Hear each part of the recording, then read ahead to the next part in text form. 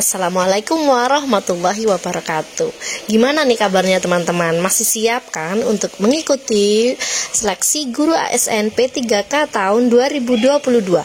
Nah, di sini Nona Heni akan menjelaskan sedikit tentang Jukdis yang dibagikan oleh Kementerian Pendidikan tentang seleksi guru ASN P3K tahun 2022 per September tahun 2022. Yang pertama, hasil seleksi di sini ada total ASN guru yang dibutuhkan adalah sekitar 1 juta guru, 2.616. Nah, formasi guru yang diajukan pemerintah daerah ini baru 506.252 di sini ya teman-teman. Lalu ada sisa formasi ASN P3K tahun 2021 sebanyak 212.392. Nah, 23% dari formasi ini belum pernah dilamar, yaitu sebanyak 117.939. Nah, di formasi ini bisa kita lihat ada 58% formasi, yaitu 293.860 guru lulus dan dapat formasi, yang terdiri dari guru swasta sebanyak 14,2%, yaitu 41.619. Nah, di sini total pelamarnya ada 925.637 pelamar. Nah, guru lulus namun belum dapat formasi ini sebanyak 193.954. Dan untuk guru swastanya ada 30,3%, yaitu 58,749. Nah, sebanyak 487.814 guru telah memiliki nilai hasil ujian seleksi yang melewati nilai ambang batas passing grade atau PG di tahun kemarin nih teman-teman, tahun 2021. Nah, sedangkan guru yang belum lulus di sini ada 437.823. Nah, bagaimana hasil kebijakannya untuk tes tahun 2022 ini?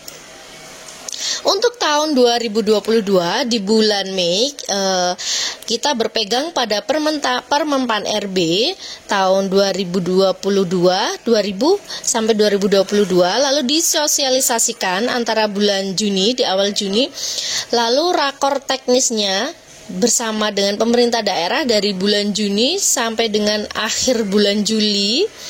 Dan persiapan pelaksanaan ASN ini sudah dimulai dari bulan Agustus. Nah, ini yang sudah kita lihat dari beberapa Bapak Ibu guru yang sudah mengisi data diri non-ASN, pendataan non-ASN. Nah, di sini sudah ada di jadwalnya. Untuk penuntasan guru lulus passing grade ini waktunya adalah per September sampai dengan Oktober. Wah, lalu pelaksanaan penilaian kesesuaian di sini juga antara bulan September sampai dengan bulan Oktober.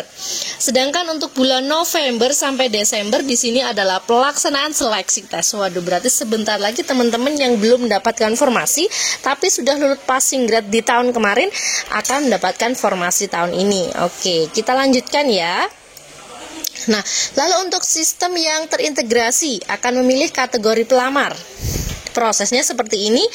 Pelamar ini bisa login dulu di SSC ASN milik BKN. Kemudian ini terintegrasi dengan Dukcapil. Jadi teman-teman yang kakaknya mungkin baru pindah rumah, pindah alamat, tolong dicek dulu nomor kakaknya di Dukcapil ya. Selanjutnya SSC ASN ini juga akan disinkronkan dengan Dapodik, berarti melihat SIM atau kebutuhan guru. Lalu dilanjutkan ke e-formasi Kemenpan RB. Sedangkan di SSC ASN BKN ini akan ada 4 kategori di sini. Nah, ini yang agak alot nih. Teman-teman akan masuk di P1, P2, P3 ataupun pelamar umum. Kalau sampai teman-teman yang P1 bisa turun sampai pelamar umum, ini nih yang agak horor karena pelamar umum ini akan diisi oleh para mahasiswa yang bisa dibilang masih fresh graduation yang belum pernah mengajar dan mereka memiliki biasanya teman-teman yang belum mengajar ini adalah mahasiswa lulusan PPG Prajabatan yang pastinya sudah punya sertifikat pendidik. Nah, selanjutnya sistem terintegrasi ini bisa mendeteksi secara otomatis kategori pelamarnya adalah P1, P2, P3, P4 ataupun pelamar umum. Nah, Terdapat 3 jenis mekanisme guru ASN di tahun 2022 ini. Yang pertama adalah penyelesaiannya 193.000 guru lulus passing grade akan mendapatkan penempatan individu dari nilai ambang batas di tahun 2021 di tempat tugasnya masing-masing atau di satuan pendidikan yang membutuhkan. Pesertanya, ini teman-teman yang udah lulus di tahun 2021, ada THK 2, lalu ada guru di sekolah negeri, lulusan PBG, dan guru swasta. Jadi teman-teman harus banyak berdoa, mudah-mudahan di sekolah teman-teman yang lulusan dari sekolah negeri ini masih ada formasi, jadi teman-teman bisa ditempatkan di sekolah asalnya. Lalu untuk seleksi yang kedua, dengan kesesuaian verifikasi untuk 724.029 guru honorer yang ada di sekolah negeri, seleksi dilakukan dengan mempertimbangkan dimensi kompetensi profesional pedagogik, sosial, dan kepribadian. Pesertanya adalah THK 2 guru honorer yang kurang lebih sudah 3 tahun terdaftar di data Dapodik Pendidikan jika masih tersedia formasi. Nah, kita lanjut lagi. Untuk seleksi tesnya dilakukan dengan mempertimbangkan dimensi kompetensi teknis, kompetensi manajerial, dan sosial kultural. Di sini adalah teman-teman yang terdaftar di Dapodik kurang dari 3 tahun. Lalu teman-teman lulusan PBG dalam jabatan yang mungkin belum mengajar, dan PBG prajabatan yang bahkan belum terdaftar di Dapodik.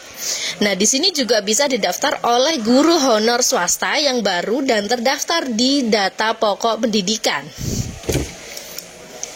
Nah, untuk mekanisme penempatan guru PG tahun 2021 ini akan diisi. Nah, guru yang sudah lulus PG akan diprioritaskan berdasarkan nilainya seperti ini. Di teknisnya kita lihat di sini berdasarkan kebutuhan dan kuota yang tersedia di daerah tanpa mengikuti ujian kembali. Nah, di sini jadi teman-teman diperbolehkan untuk tidak mengikuti ujian kembali dengan mempertimbangkan ada atau tidak formasi di daerah tersebut atau bahkan di instansi teman-teman yang mengajar di sekolah negeri. Individu ditempatkan di tugas masing-masing sepanjang kebutuhan tersedia. Apabila tidak terdapat kebutuhan di tempat tugasnya, maka akan ditempatkan di satuan pendidikan yang membutuhkan. Prioritasnya di sini yang pertama adalah THK 2, honor negeri, lulusan PPG, dan honorer swasta. Pada masing-masing dilakukan urutan yang memperoleh hasil seleksi tahun 2021, nilai teknis, manajerial, sosial kultural, wawancara, dan usia. Wah, usia berarti teman-teman yang usianya mungkin sudah di atas 50 juga akan diutamakan ya di sini. Tidak seluruh guru yang lulus PG 2021 dapat diangkat di 2022. Kenapa? Karena penempatannya di sekolah induk atau sekolah negeri diperkirakan jumlahnya adalah 74.771. Sedangkan penempatan non-sekolah induk di dalam instansi adalah 32.424. Sedangkan untuk swasta 26.827. Jadi totalnya adalah 59.251. Yang belum mendapatkan kuota di sekolah induk ada sekitar 10.713, dan non sekolah induk dalam instansi ada 3.750, dengan swasta ada 12.567. Jadi totalnya 193.954. Waduh, jadi teman-teman yang sudah siap diangkat di tahun 2022 ini 134.022 ini 69%. Sedangkan teman-teman yang 14% mendapatkan penempatan namun belum mendapatkan kuota formasi di tahun 2022 diharapkan bisa diangkat di tahun 2023. Nah, untuk 17% ini belum mendapatkan penempatan. Nah, contoh kelebihan guru atau oversupply-nya seperti ini. Misalnya kita lihat di Provinsi Nusa Tenggara Barat, di Kabupaten Bima, di SDN 6 Kodo, Kota Bima, guru kelas kebutuhannya 6, ASN-nya ini ada 4, non-ASN-nya adalah 21, berarti kan kelebihannya 19 guru. Nah, solusi bagi pelamar yang belum dapat diangkat tahun 2022 dapat mengikuti mekanisme keseluruhan jabatan fungsional lain yang dimiliki. Berarti dari sekitar 60.000 pelamar lulusan PG belum dapat diangkat. 12.152 pelamar berpotensi dapat terangkat apabila mengikuti mekanisme penilaian kesesuaian dengan jabatan fungsional lainnya. Nah, kita lanjutkan. Ini adalah mekanisme untuk teman-teman P1 yang belum mendapat penempatan dapat turun prioritas menjadi P2 atau P3 atau pelamar umum dengan menggunakan jabatan fungsional lain yang dimiliki. Contohnya di sini adalah guru IPA, dia adalah P1, belum mendapatkan penempatan, sudah login di ASN. Dia setuju atau tidak sebagai guru honorer di tempatnya bertugas. Misalnya di sini contohnya adalah SD. Jika tidak setuju, dia akan turun di prioritas menjadi P2, P3 atau pelamar umum. Lalu mengikuti seleksi kompetensi yang kemudian bisa lulus di tempat tugasnya. Misalnya contohnya adalah SD. Tapi di sini yang paling banyak pelamarnya pasti nanti akan dilamar oleh teman-teman yang lulusan PPG dan belum mengajar ya. Ini yang akan terlihat persaingannya di sini. Selanjutnya, yang kedua, mekanisme seleksi kesesuaian verifikasi bagi pelamar THK 2 dan guru honorer sekolah negeri minimal 3 tahun bekerja dan terdaftar di Dapodik. Aturannya seperti ini. Seleksi kesesuaiannya dilaksanakan apabila kuota formasi P3K setelah penempatan bagi guru yang lulus passing grade. Jadi kalau ada sisanya, maka seleksi ini dilakukan dengan menilai kesesuaian 4 dimensi. Kualifikasi akademi atau sertifikat pendidik, mempertimbangkan linearitas, lalu ada kompetensi teknis, lalu ada kinerjanya, lalu ada pemeriksaan latar belakang, lalu ada seleksi wawancara yang mempertimbangkan integritas dan moralitas. Jika pada seleksi ini masih tersedia formasi, akan dibuka untuk seleksi selanjutnya.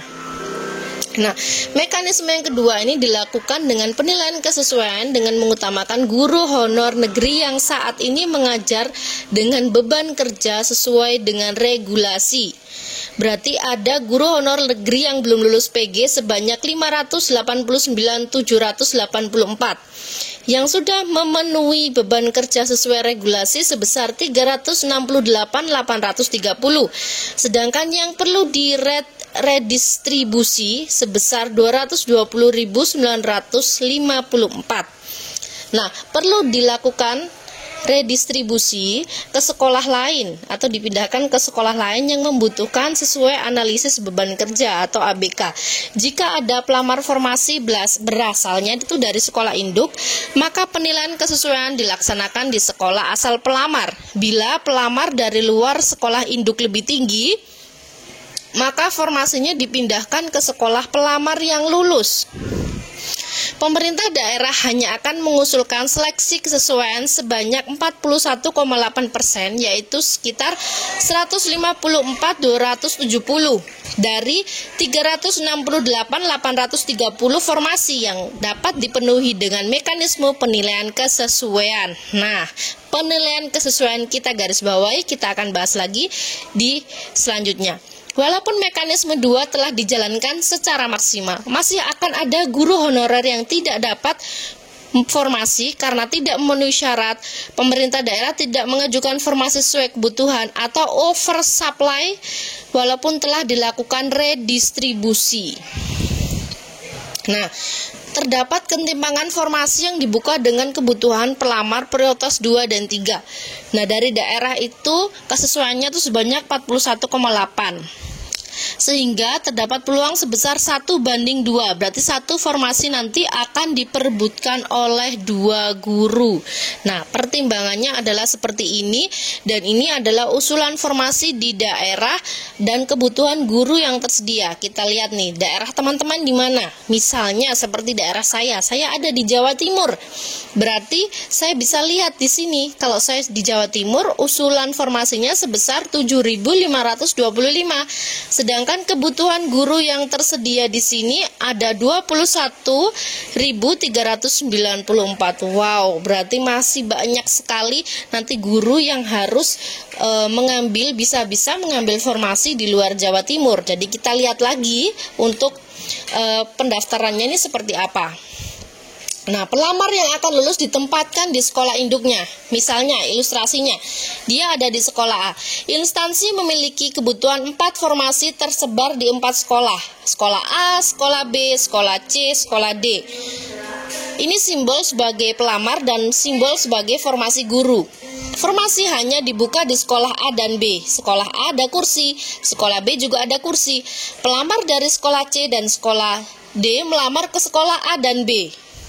Sekolah C ini akan melamar ke sini, sedangkan sekolah D juga akan melamar ke sekolah B. Penilaian observasi dilakukan pada masing-masing sekolah. Pelamar di sekolah A dinilai oleh sekolah A, pelamar sekolah D dinilai oleh sekolah D, dan seterusnya. Jika pelamar sekolah C dan D memiliki nilai lebih tinggi daripada pelamar sekolah A dan B, maka formasi dipindahkan ke sekolah C dan D. Seperti itu ilustrasinya. Lalu siapa sih yang akan menilai ini? Kita lihat lagi ya. Nah, ilustrasinya seperti ini. Jadi formasinya bisa dipindahkan di sekolah C dan D. Lalu untuk penilaian seleksi kesesuaian. Misalnya, setiap pelamar memiliki akun SSCN. Syaratnya seperti ini. Lalu setiap penilai memiliki akun penilaian yang tersinkron dengan akun pelamar di masing-masing sekolah induk. Akun pelamar akan dibaca oleh penilai atau observer untuk memberikan penilaian. Lalu yang akan menilai siapa? Kepala sekolah, guru senior, dan pengawas. Nah, syaratnya seperti ini. Ada 50% penilaian dari kepala sekolah, 30% dari guru senior, dan pengawas sebanyak 20%.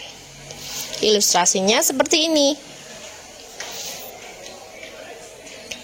Nah, untuk latar belakangnya nih, si penilainya ini harus seperti apa? Kita baca lagi. Pemeriksaan latar belakang ini dilaksanakan dengan memastikan tidak adanya keterlibatan dengan kegiatan perundungan, kekerasan seksual, penyalahgunaan narkotika, psikotropika, dan zat adiktif lainnya, serta intoleransi pelamar akan dinilai oleh Dinas Pendidikan dan BKPSDM. Dinas Pendidikan dan BKPSDM. Sedangkan kompetensi sebanyak 40% akan dinilai kompetensinya di sekolah induk oleh kepala sekolah, guru senior, pengawas sekolah yang ditugaskan. Misalnya ilustrasinya seperti ini. Jadi bagi teman-teman harus menjalin hubungan yang baik ya dengan semua pihak sekolah, karena kita tidak tahu nanti ke depannya teman-teman akan dinilai oleh guru senior yang mana.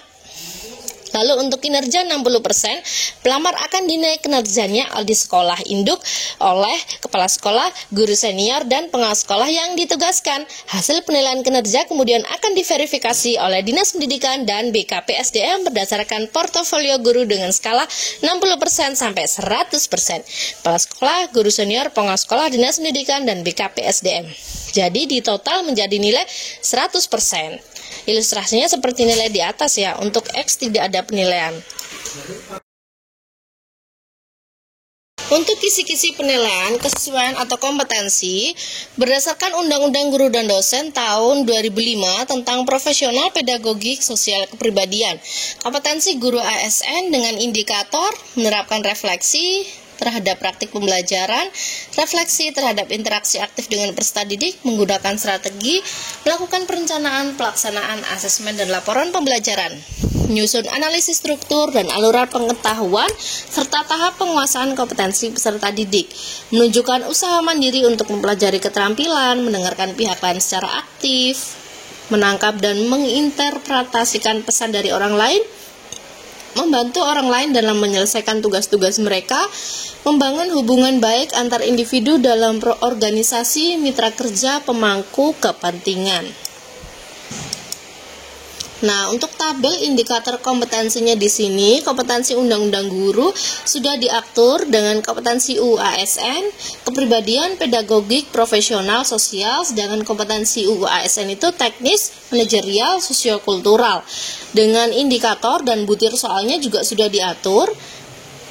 Butir soalnya ada 3 tentang indikator kebiasaan refleksi, berpusat pada peserta didik, kenyamanan dan keamanan belajar, efektivitas belajar, dan asesmen yang berorientasi pada peserta didik, struktur pengetahuan, pengembangan diri, aktif berkomunikasi, bekerja sama, perekat kebangsaan. Totalnya ada 27 butir soal.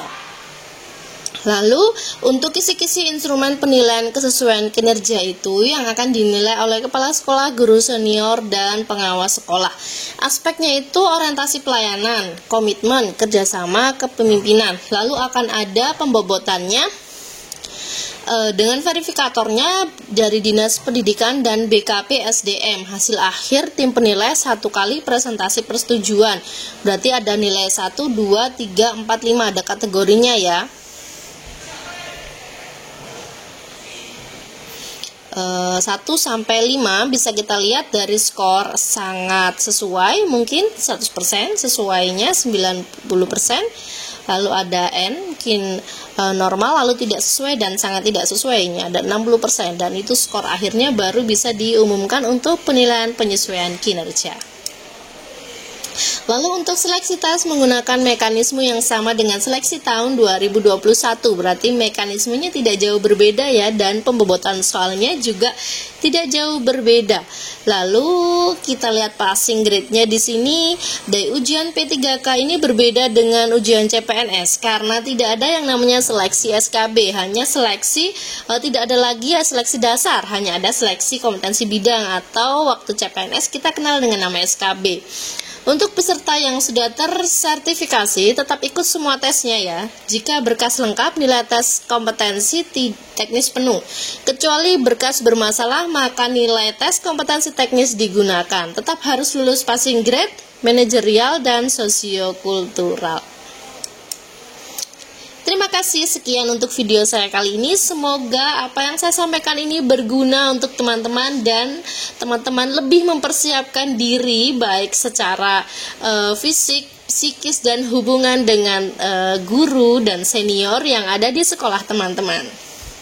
Tetap semangat untuk belajar. Wassalamualaikum warahmatullahi wabarakatuh. Dadah.